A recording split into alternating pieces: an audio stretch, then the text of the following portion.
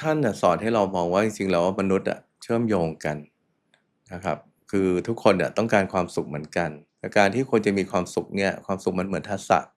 ที่คุณต้องฝึกเราเมื่อก่อนเราอาจจะนิยามความสุขว่าเราต้องประสบความสำเร็จแล้วเราถึงจะมีความสุขก็เลยยังบอกว่าปรัชญาในการดำเนินธุรกิจตอนนั้นเนี่ยควรจะมี3ข้อลูกค้ามีความสุขบริษัทมีความสุขพนักงานทุกคนมีความสุขสมมุติว่าถ้าเกิดวันนี้สิ่งที่พี่ยูสร้างมามันหายไปพี่ยูจะทำยังไงมันจะมีความทุกข์แบบสาหัสเอาตรงๆนะครับผมคิดว่าน่าจะมีแต่เราก็จะเริ่มเข้าใจชีวิตนะครับสวัสดีค่ะขอต้อนรับเข้าสู่รายการหนังสือเล่มโปรดค่ะหนังสือเล่มโปรดในวันนี้นะคะเราพูดกันอีกครั้งหนึ่งนะคะเกี่ยวกับเรื่องราวของความสุขเป็นเรื่องราวที่เป็นบทสนทนานะคะระหว่างต้องเรียกได้ว่าท่านเป็นผู้นำทางจิตวิญญาณผู้ซึ่งน่าจะมีความสุขมากที่สุดในโลกนี้ต้องบอกอย่างนั้นเลยนะคะ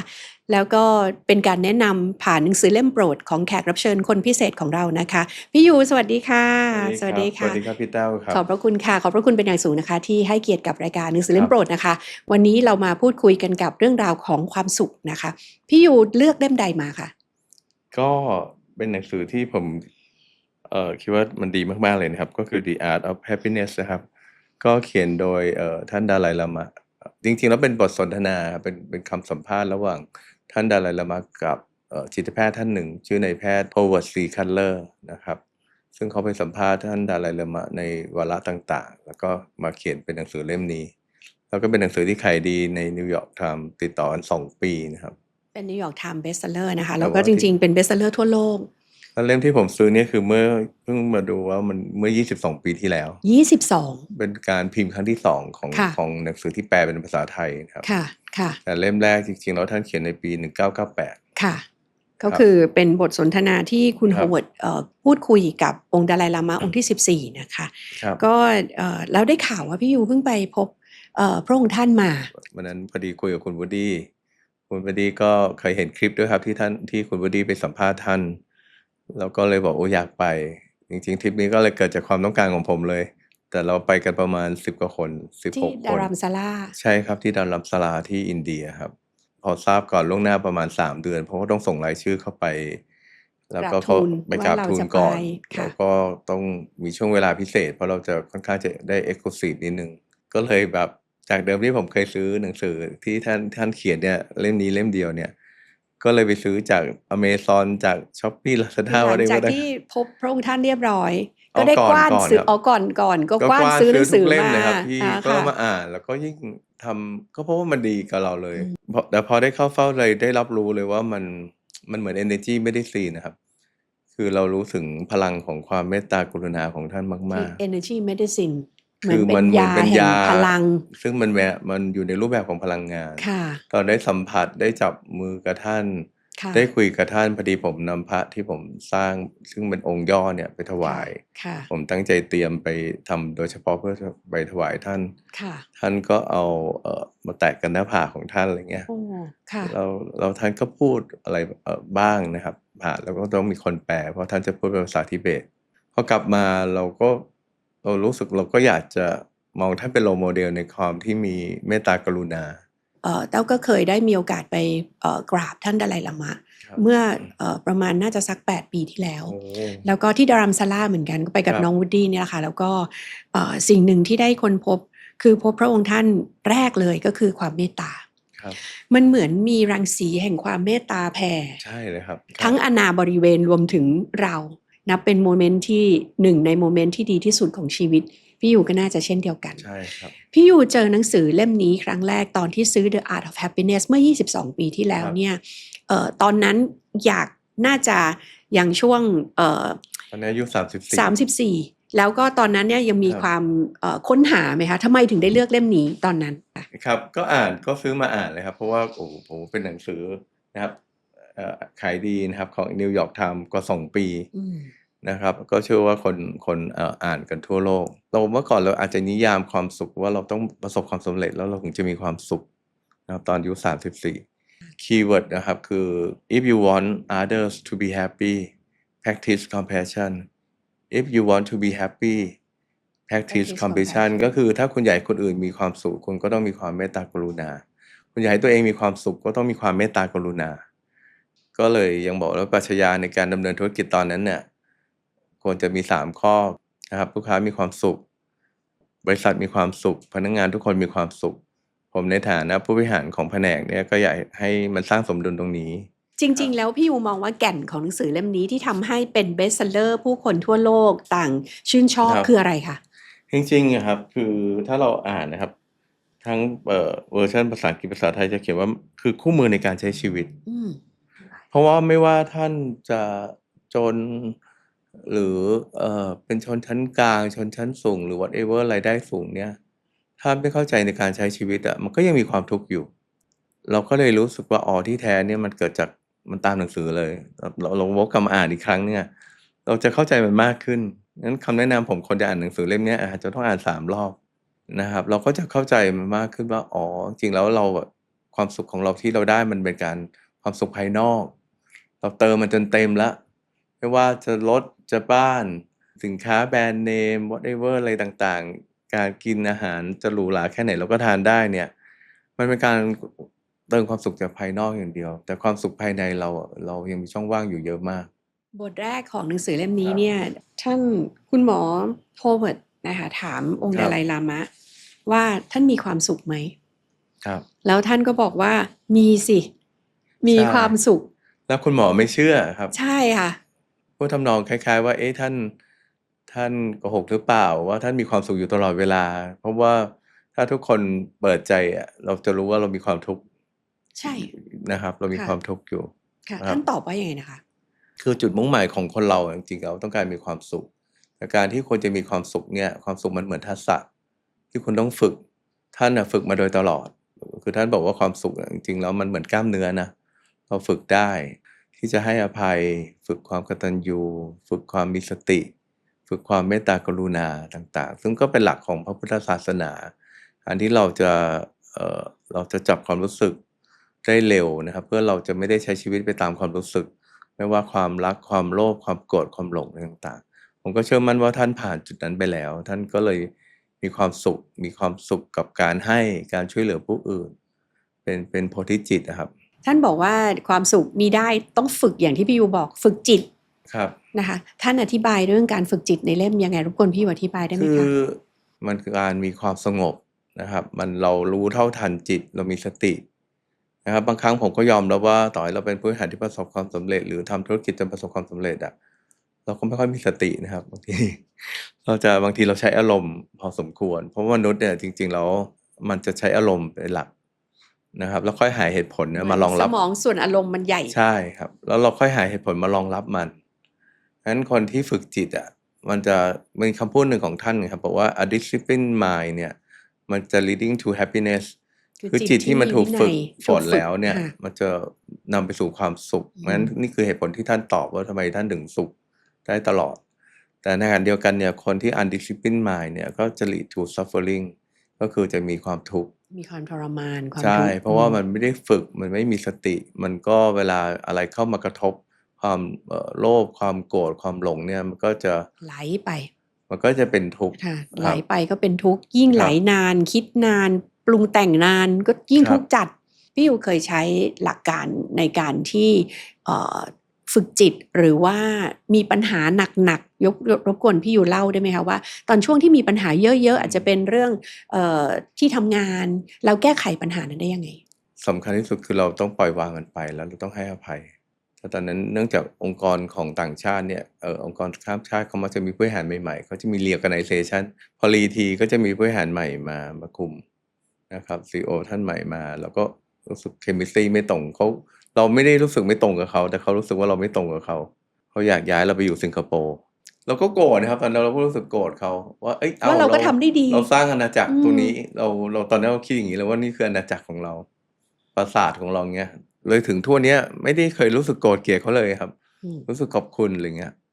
ขอบคุณทุกๆคนที่เป็นหัวหน้าที่สอนเรามาอะไรเงี้ยเราก็รู้สึกถึงความกตัญญูกับเขานั้นบางครั้งหลายๆท่านพอวันเกิดหรือปีใหม่เราก็ต้องส่งเมสเสจไปส่งของขวัญไปให้อะไรเงี้ยเรารู้สึกว่าเขาก็เป็นมีบุญคุณกับเราครับท่านสอนให้เรามองว่าจริงๆแล้วมนุษย์เชื่อมโยงกันนะครับคือทุกคนต้องการความสุขเหมือนกัน เราลองคิดดูว่าเสื้อผ้าที่เราใส่อาหารที่เราทานสิ่งของที่เราใช้อยู่ทั่วเนี้ยถ้าเราเทสแบ็กกลับไปมันเกี่ยวพันกับคนเยอะมากเลยจริงคือเราควรจะคอนเนคกันมันมาจากถ้ามีความเชื่อนะส่วนตัวผมมีความเชื่อว่ามันมาจากดวงจิตเดียวกันแล้วมันค่อยๆแตกออกมาเหมือนแตกของระบบสุริยะกวาลท่านก็มองว่าเราควรจะมีความรู้สึกว่าเราคือพวกเดียวกันเราคนเดียวกัน เราต้องมีความรักความเอื้ออาทรความเมตตากรุณาต่อกันในคเล่รับมนี้ก็จะพูดเรื่องว่าที่ท่านสามารถจะมีความครัรักบความเอื้ออาทรได้ เพราะว่าความกลัวท่านลดน้อยลงจนไม่มี ใช่หมายถึครับงกลัวผู้คนนะคะ เราเลยได้เข้าใจว่าบุคคลสำคัญของโลกเนี่ย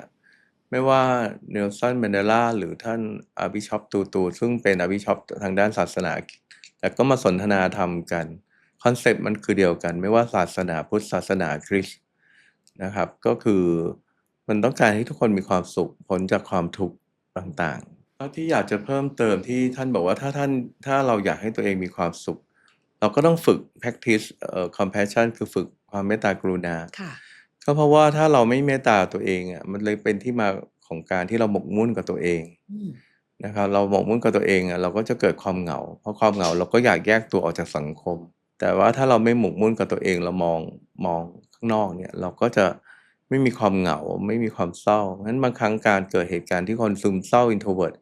จริงๆแล้วลึกๆนะครับในเชิงจิตวิทยาคือเราหมกมุ่นกับตัวเอง เราคิดแต่ตัวเองคิดแต่ความต้องการของตัวเองพอมันไม่ได้อย่างเช่นไปงานนี้คนไม่สนใจเราเลยเอ้าเราก็แป๊บหายตัวกลับบ้านอะไรเงี้ยซึ่งบางทีผมก็เป็นนะเราก็แล้วก็เป็นเลยเข้าใจว่าอ๋อจริงๆแล้วถ้าเราไปด้วยความรู้สึกแบบ compassion มีความเมตตากรุณารู้สึกดีอย่างเดียวเนี่ยเรามีแต่เราฟีลฟรีนะครับมีอีกเล่มหนึ่งของท่านคือ The Book of Joy เขียนกับ Archbishop Tutu เนี่ย เขาบอกคุณรู้สึกจอยแต่จอยนี่มันไม่ได้จอยศัพท์เหมือนโซเชียลมีเดียจอยมันถึงคุณเบิกบาน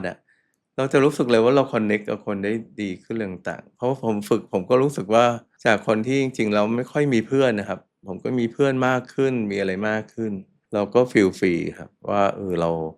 มีความสัมพันธ์ต่างๆกับผู้คนเนี่ยดีขึ้นเพราะเรามีแต่ความหวังดีมีแต่ความเมตตากรุณาแล้วก็ยินดีให้อภัยกับสิ่งเล็กๆน้อยๆ นะครับเพราะว่าเป้าหมายเรามันอยากยิ่งใหญ่เราอยากจะมีความสุขแล้วเราก็อยากจะช่วยเหลือผู้คนให้มีความสุขพ้นจากทุกข์นะครับเพราะฉะนั้นเรื่องอื่นๆมันก็เลยมันถูกมองข้ามไปได้เราจะมองว่ามันเป็นเรื่องเล็กน้อยเราไม่เห็นจะต้องไปซีเรียสกับมันเลยแต่บางคนใครพูดกระทบอะไรนิดหน่อยก็ทนไม่ไหวกลับไปคิดข้าม3 วัน7 วันยังไม่ลืมเลยอะไรเงี้ยคนพูดเขาก็ลืมไปแล้วอะไรเงี้ย แล้ว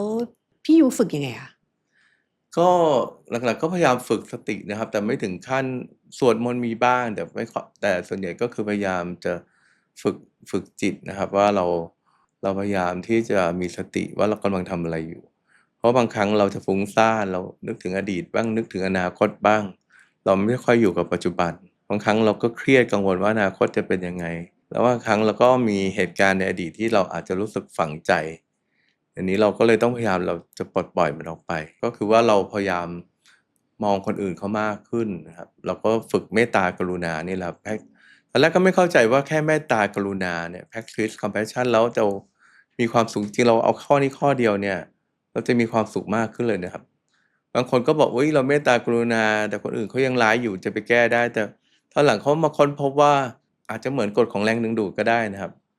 ปรากฏว่าคนรอบๆเรามันก็จะมีแต่คนเมตตากรุณาทั้งนั้นเลยครับมันคล้ายๆหลักจิตวิทยาที่เขาบอกว่าถ้าเราจะดูใครเราดูคนรอบข้างเขา5 คนเนี่ยเหมือนตอนเออที่พี่ยูออกจากเมิร์กป่ะคะที่ครับ ไบรโอบิสโตบิสโต Mr. สควิปใช่ไหมคะมีออกไปอยู่ว่างๆอยู่ประมาณตอนนั้นรอยต่อได้จะว่างอยู่4 เดือนเธอว่างอยู่ประมาณ4 เดือน สมมุติว่าถ้าเกิดวันนี้สิ่งที่พี่ยูสร้างมา มันหายไป ครับพี่ยูจะทำยังไง มันจะมีความทุกข์แบบสาหัสเอาไหมตรงๆนะครับผมอืมคิดว่าน่าจะมีแต่เราก็จะเริ่มเข้าใจชีวิตนะครับเราก็จะคิดว่าอย่างน้อยเราก็มองในสิ่งที่เราได้มาที่เราเคยมีที่เราทำสำเร็จอะไรเงี้ยเราก็รู้สึกภูมิใจกับมัน แล้วเราก็คงพยายามที่จะมองในสิ่งที่เรายังมีอยู่นะครับแล้วก็อาจจะไปสร้างใหม่ก็ได้ครับไม่จำเป็นต้องทุกข์กับมันเพราะที่ผ่านมาก็เจอที่บอกครับต้องลาออกต้องอะไรสารพัดเราก็เราก็มีสติแล้วเราก็คิดว่าทุกอย่างมันเริ่มต้นใหม่ได้อันนี้ผมเป็นความเชื่อแล้วผมอยากให้ทุกคนเชื่ออย่างนี้ว่า คุณจะล้มเหลวยังไงเนี่ยถ้าคุณยังมีขวัญและกำลังใจที่ดีเนี่ยคุณสร้างใหม่ได้ขวัญและกำลังใจสร้างยังไงพี่ยูตอนนี้มีหลายคนที่น่าจะประสบปัญหาโดยเฉพาะยิ่งพี่ๆน้องๆ SME เยอะมากที่มีปัญหาอยู่บางทีบางคนอาจจะใกล้ล้มละลายแล้วพี่ยูคิดว่าเราจะสร้างขวัญและกำลังใจได้ยังไงคะครับคือก่อนอื่นต้องมีสติครับเพราะว่าถ้าตอนเราเศร้ามากเนี่ยเราจะมึนนะครับเราจะงงเราจะต้องมีสติคิดทบทวนว่าสิ่งที่เรามีอยู่ยังไงโดยส่วนตัวอย่างที่เหมือนพี่แต้วเราก็ชอบหนังสือมาเยอะเขาจะเห็นประวัติคนเยอะมากเลยที่เขาลงไปจนเหลือศูนย์ละอย่างเจงกิสข่านก็เหมือนกันนะครับเคยไปอยู่ตกไปจนถึงไปอยู่ในคุกอะไรเงี้ยฮะกลับมายิ่งใหญ่เหมือนท่านเนลสันเมเดลาก็เช่นกันพิชิตโลกนะครับท่านเนลสันเมเดลาติดคุกแล้วก็ให้อภัยกับทุกคนที่ทำให้เขาติดคุกนะครับแล้วก็เยอะมากครับที่มาล้มไปจนติดลบด้วยซ้ำไปนะครับไม่ใช่เหลือศูนย์เขาก็กลับมาได้แต่สิ่งสำคัญมันคือกำลังใจที่ดีเนี่ยสำคัญครับพลังจิตเนี่ยมันมีพลังค่อนข้างมากถ้าเรามีดิสซิปลินมายด์พอเรามีความสุขภายในเราก็จะกลับมาได้แต่ถ้าข้างในใจเราไม่ไหวเนี่ยมันจะไปต่อไม่ได้เพราะสุขภาพกายมันจะเริ่มไม่ดีละมันเริ่มนอนไม่หลับเริ่มเครียดเริ่มอะไรแล้วมันจะกลับมาได้ไงมันก็กลับมาไม่ได้เพราะฉะนั้นสำคัญสุดนะคะก็ต้องมีขวัญและกำลังใจที่ดีตอนนั้นเนี่ยเราได้มีโอกาสพูดคุยกับท่านอาจารย์วรพัฒน์โตธนเกษมท่านพูดถึงหนังสือของหลวงวิจิตรวาทการนะคะเล่มสำคัญของหลวงวิจิตรชื่อกำลังใจเดี๋ยวเราแปะไว้ให้นะคะวิธีการฝึกกำลังใจในเล่มนั้นพูดชัดเจนมากแล้วก็หลวงวิจิตรท่านเขียนไว้น่าจะโอ้โหน่าจะประมาณ100 ปีที่แล้วแต่ว่ายังทันสมัยอยู่มากและสามารถสร้างกำลังใจได้นะคะอันนั้นเป็นต้องเรียกได้ว่าแบบฝึกเลยวันนี้ฟังจากพี่อยู่แล้วว่าขวัญและกำลังใจเนี่ยจะทำให้ชีวิตของท่านเนี่ยผ่านช่วงยากลำบากมาได้แต่ถ้าเกิดว่าเราไร้สิ้นซึ่งกำลังใจตอนนั้นเนี่ยมี3กำลังที่หลวงวิจิตรท่านพูดนะคะก็จะมีกำลังใจน่าจะกำลังความคิดแล้วก็กำลังกายใช่ค่ะขอบพระคุณนะคะที่ดูรายการคือเป็นหนังสือที่ผม น่ารักมากไม่เป็นของหลวงวิจิตรวาทการผมอ่านตั้งแต่7-8 ขวบครับโอ้ค่ะแล้วผมว่ามันเป็นหนึ่งในคือคนรักการอ่านมันก็คือการ consolidate ความรู้จากประสบการณ์จากท่านเหล่านี้นะครับที่เขากันก่อนจะเขียนหนังสือเล่มหนึ่งเนี่ยมันยากมากงั้นบางครั้งผมพูดเสมอเลยผมชอบให้คนไทยว่าอะไรที่ทั้งดีแล้วก็ถูกในโลกเนี้ยหนังสือค่ะใช่คำตอบผมอันนึงคือหนังสือค่ะครับอันนึงคือไข่ก็ดีแล้วก็ออกซิเจนค่ะออกซิเจนอากาศค่ะอากาศค่ะทั้งดีและถูกนะคะใช่ครับตอนนี้ก็อ่านของท่านตลอดเลยครับคือแต่ตอนหลังเห็นว่าท่านอาจารย์วรพัฒน์เนี่ยมาแชร์แล้วนะครับจริงๆก็ชอบไม่งั้นอาจจะกลายเป็นหนังสือเล่มโปรดของพี่อยู่ผมมีทุกเล่มเลยครับค่ะพี่อยู่น่าจะต้องสร้างห้องสมุดแล้วค่ะผมเป็นคนชอบเข้าห้องสมุดมากเลยครับก็เลยที่พอตอนนี้พอเริ่มมีฐานะเราก็มีห้องสมุดที่บ้านมีอะไรต่างๆแต่บางหลังๆก็พบมันเยอะมากเราเอาไปแบ่งปันดีกว่าก็เมื่อสัก 2-3 ปีที่แล้วก็เอาไปบริจาคให้ห้องสมุดนะครับเพราะรู้สึกว่าเราคงไม่ได้อ่านแล้วจริงๆการใช้เวลาว่างให้เป็นประโยชน์นะคะก็คือการอ่านนะคะสมัยนี้มีหลายๆท่านก็ฟังพอดแคสต์ก็คือหลายท่านที่ฟังอยู่ตอนนี้ก็น่าจะฟังจากพอดแคสต์เหมือนกันนะคะก็เป็นอีกวิธีหนึ่งในการที่เราจะได้รับรู้ข้อมูลข่าวสารแล้วก็เรื่องราวปรัชญาต่างๆนะคะเนื้อหาต่างๆที่ดีนะคะพี่ยูค่ะพี่ยูคิดว่าความสุขกับความสงบมันเหมือนกันไหมความสงบครับเป็นส่วนหนึ่งของความสุขครับถ้าเราตามที่ท่านดาไลลามะบอกจุดมุ่งหมายของคนครับของชีวิตก็คือการมีความสุขมันคือสุขจากข้างในครับสุขภายในซึ่ง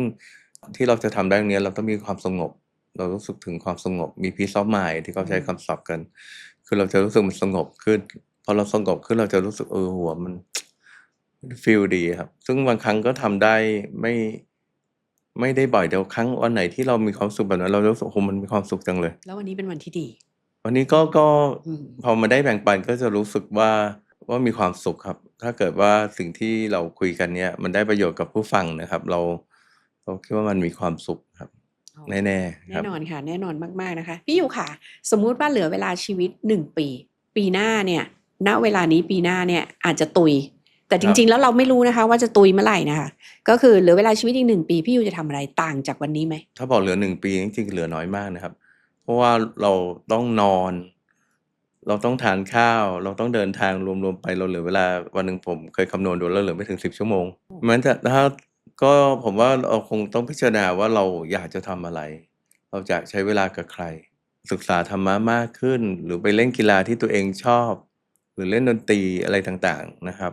ที่ตัวเองอยากจะทำคำถามแบบนี้ผมว่ามันดีนะครับที่มันทำให้เราคิดว่าอะไรคือสิ่งสำคัญสำหรับเราแล้วพระอาจารย์ประสงค์ปริปุโนท่านเคยบอกเต้าไว้ว่าหลังจากเราไม่รู้ว่าพรุ่งนี้หรือชาติหน้าอะไรมาก่อนในคืนนี้ก็อย่าลืมนอนตอนนอนไปเนี่ยยิ้มไว้นะคะเผื่อมันไม่ตื่น สภาพจะได้แดดูสวยหน่อยนะคะเพื่อมันไม่ตื่นนะประมาณนี้นะคะก็มันเป็นอย่างนั้นจริงๆแล้วก็โฆษณาอีกแล้วนะคะแวะมาโฆษณาอีกแล้ว Die with Zero ค่ะนี่ เป็น EP ซึ่งพี่ป๊อป ประยุทธ์นะคะพูดไว้ดีมากนะคะว่าตอนตายเนี่ยคุณจะกำหนดชีวิตเนี่ยแล้ววิธีการคิดของคุณอย่างไรเดี๋ยวเราย้อนกลับมาพี่อยู่ปัญหาของคนรุ่นใหม่วันนี้เมื่อกี้เราแตะกันไปแล้วเรื่องของการถาโถมเราต้องเรียกว่าถาโถมของโซเชียลมีเดียเด็กๆเนี่ยบางทีก็แยกไม่ออกนะว่าอันนี้จริงอันนี้เท็จบางทีเรายังไม่ออกเลย AI ตอนนี้เหมือนเป๊ะไม่รู้ด้วยซ้ำว่าไอ้ที่พูดเนี่ยคนหรือเครื่องนะคะเราจะทำยังไงดีในการที่เราจะฝึกให้มีสติเรียนเรื่องราวของการรับรู้ได้เพิ่มมากขึ้นคือผมส่วนตัวคิดว่าอนาคตมันต้องมีการจัดระเบียบเรื่องพวกนั้นแล้วเราก็อาจจะได้ไปเสพเฉพาะที่มันถูกคัดกรองมาแล้วแต่ตอนนี้สิ่งที่พวกเราทำได้ครับก็คือการเหมือนดิจิทัลดีท็อกซ์นั้นเราจะเห็นว่าเขาเริ่มมีคำ recommend ว่าก่อนเราจะนอน 2-3 ชั่วโมงเราต้องเลิกไถมือถืออะไรต่างๆไม่งั้นเราจะมันไปกระทบกับเคมีคอลในสมองเยอะครับเพราะว่าคุณดูไปบ่อยๆครับแล้วเกิดพอไปดูอะไรที่ทำให้ความเครียดข่าวร้ายความเศร้าคอร์ติซอลมันหลั่งมากขึ้นเราก็เลยนอนไม่หลับครับเราเครียดด้วยเครียดตามนะครับเพราะว่าจริงๆแล้วการทำพวกนี้มันส่งผลกระทบกับพวก neurotransmitter สารสื่อประสาทเยอะเราจะเห็นว่าในหลายๆประเทศตอนนี้เขาเริ่มกลับไปใช้ช็อคใช้เขียนกระดานสอนเหมือนเดิมแล้วเขาเลิกใช้ให้เรียนทาง iPad เพราะว่าบางครั้งเราก็ในเชิงทางการแพทย์เราก็ไม่รู้ว่ามันมีดีเฟกต์จากแสงสีฟ้าจากอะไรต่างๆแต่ที่แน่ๆเราจะเห็นว่าตอนนี้คนเป็นโรคตามากขึ้นจริงค่ะแล้วก็โรคสมองมากขึ้นใช่เพราะกล้ามเนื้อตามันหย่อนด้วยเพราะมันใช้งานมากเกินไปบวกกับแสงสีฟ้าเพราะว่าต้องมีหลานอยู่คนหนึ่งอายุ25ค่ะแต่ว่าเขาเนี่ยทำงานเป็นแบบใช้เครื่องจอเครื่องตลอดเวลาเขาบอกว่าตอนนี้เขามีปัญหาคือวุ้นตาของเขาเนี่ยหมอบอกว่าสภาพมันแก่เท่าคน70ใช่ครับเขาใช้งานหนักมาตั้งแต่อายุ18แค่7 ปีนะคะวุ้นตาซึ่งเป็นอะไรที่มันไม่สามารถจะสร้างใหม่ได้นะคะมันไปแล้วไปรับไม่กลับมานะคะตาหูนี่คือไปแล้วไปรับไม่กลับมาดังนั้นเนี่ยมันสำคัญมากๆในการต้องมีอย่างที่พี่บอกมันต้องมี period เดี๋ยวทำ digital detox หรือว่ามีเรื่องราวข้อกำหนดจากทั้งภาครัฐที่พูดถึงเรื่องนี้มันจะมีปัญหาอย่างนี้มากขึ้นซึ่งมันหลีกเลี่ยงไม่ได้เราก็ต้องหาโซลูชันเพื่อจะไปลดตรงนี้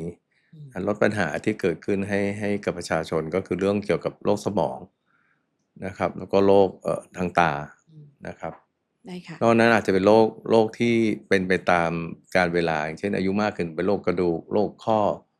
นะครับโรคหัวใจอะไรต่างๆแล้วก็สาเหตุหนึ่งก็นี่เลยครับคือการที่เราดูจอ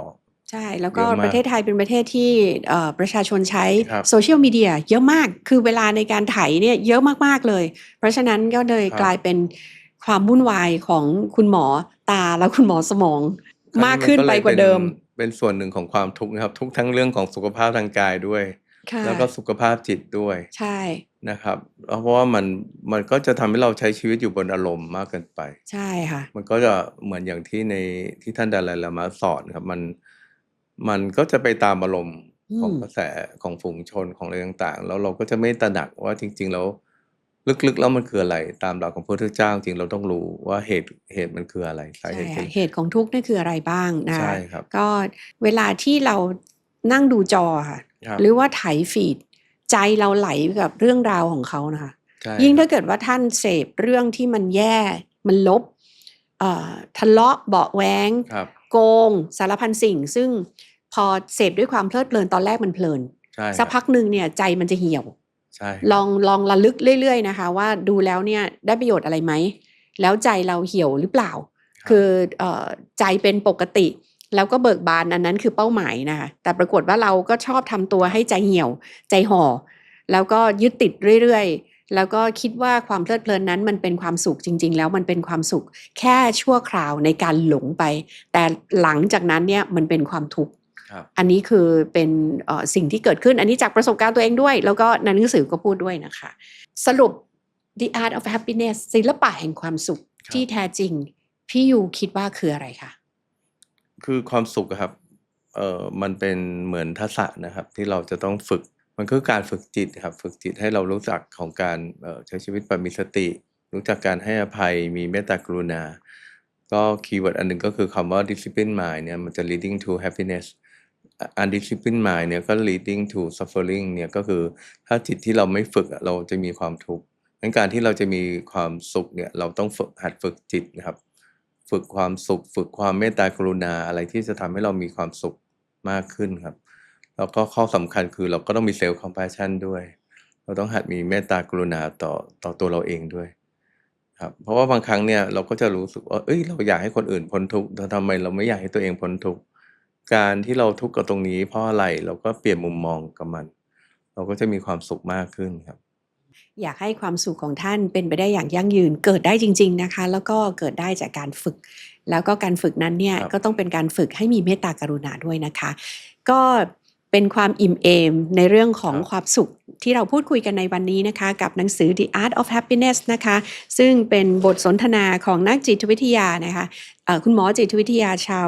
าวอเมริกันนะคะกับองค์ดาไลลามาที่14ผ่านคำแนะนำของหนังสือเล่มโปรดโดยพี่ยูดร.ตรินวัฒน์ค่ะขอบพระคุณพี่ยูมากๆค่ะสวัสดีครับสวัสดีค่ะแล้วก็อย่าลืมนะคะเพื่อให้มีความสุขได้แผ่กระจายนะคะไปยังท่านอื่นๆได้มากขึ้นแล้วก็ทำให้ช่องเรายังคงอยู่ได้นะคะกรุณากดไลค์กดแชร์กด subscribe นะคะให้กับจีล่าไลบรารีด้วยนะคะอันนี้ต้องขอเลยนะคะหากมิฉะนั้นเนี่ยจะไม่สามารถอยู่ได้จริงๆนะคะกดไลค์กดแชร์กด subscribe แล้วก็กดกระดิ่งแจ้งเตือนนะคะแล้วก็ตอนนี้เราให้มีการสมัครสมาชิกแล้วนะคะอย่าลืมนะคะก็อาจจะช่วยสมัครให้กับพวกเราด้วยนะคะเพื่อเป็นขวัญกำลังใจให้กับพวกเราสามารถจะทำคอนเทนต์ดีๆให้กับทุกๆท่านได้ชมกันอย่างต่อเนื่องนะคะในวันนี้นะคะหนังสือเล่มโปรดขอลาไปก่อนนะคะขอบพระคุณมากค่ะสวัสดีค่ะ